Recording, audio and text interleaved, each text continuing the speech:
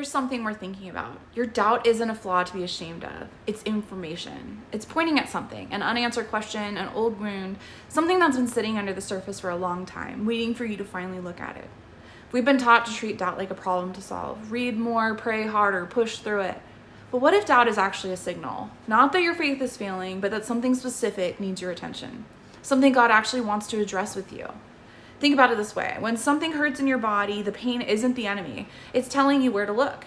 Doubt works the same way. It's not random. It's not meaningless. It's pointing you somewhere. And the question that matters isn't what's wrong with me. It's what is this doubt actually pointing to? Maybe it's an intellectual question you've never gotten a real answer to. Maybe it's a wound from someone who was supposed to represent God to you and didn't. Maybe it's a feeling you've carried for so long that you've stopped even noticing it. Whatever it is, God isn't afraid of it. He's not standing on the other side of your doubt, waiting for you to figure it out before he'll engage with you. He's in the middle of it, using it to invite you into something more honest and more real than what you had before. So instead of running from the doubt, follow it. Let it lead you somewhere, because on the other side of actually naming the thing you've been avoiding, that's where the real conversation with God begins.